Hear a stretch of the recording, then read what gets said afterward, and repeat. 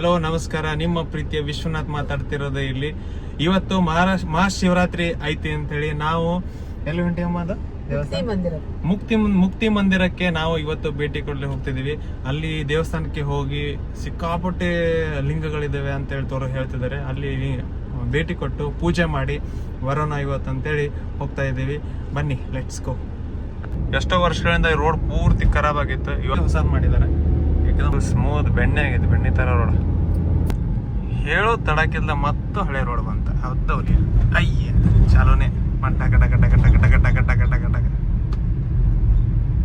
1 kilometre road ಮಾಡಂಗಿರ್ಲಿ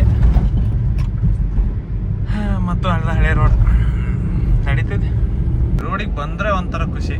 full ಹಚ್ಚಿಗೆ ಫುಲ್ತಿ ಹುಣಸಿ ಮರ ಗಿಡಗಳು, ಪೂರ್ತಿ ಆರ್ಚ್, ನ್ಯಾಚುರಲ್ ಆಗಿ ಆರ್ಚ್ ಫಾರ್ಮ್ ಆಕೈತಿ. ಮತ್ತು ಹೊಸ ರೋಡ್, ಅಬ್ಬಾ ಏನ್ ಮಸ್ತ್ ಕಾಣತೈತಿ ಇದೆಲ್ಲ. ನೋಡಿ ಎಷ್ಟು ಚಂದ ಐತಿ.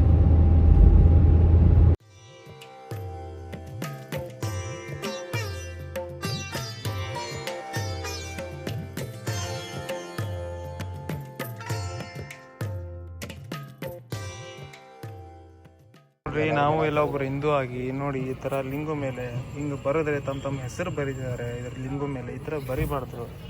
ನೋಡಿ ಇಲ್ಲಿ RCB ಫ್ಯಾನ್ ಇದೀರಿ, ಬಟ್ ಇದ್ರ ಮೇಲೆಲ್ಲ ಬರೀತಿದ್ರಿ RCB ಅಂತೇಳಿ. ಲಿಂಗು ಇದೆ ನೋಡ್ರಿ, ಇಲ್ಲೆಲ್ಲ ವಿನಾಯಕ್ ಅಂತ ಬರ್ದಿದ್ರಿ, ಇಲ್ಲೊಬ್ರು ಯಾರೋ ಶ್ವೇತಾ ಅಂತ ಬರ್ದಿದ್ದಾರೆ. ಈ ತರ ಪ್ರತಿಯೊಂದು ಲಿಂಗು ಮೇಲೇನು ಯಾಕೆ ಬರ್ತಿದ್ರಿ ಎಲ್ಲರೂ ನಮಗೆ ತಿಳಿತಿಲ್ಲ. ನೋಡಿ ಅದರ ಎಲ್ಲ ಲಿಂಗು ಮೇಲೇನು ಬರೆದಿದ್ದಾರೆ. ಯಾಕೆ ಬರೀತೀರಿ? ನಿಮ್ಮ ಹೆಸರು ಲಿಂಗು ಮೇಲೆ ಬರಿಬೇಕಾ?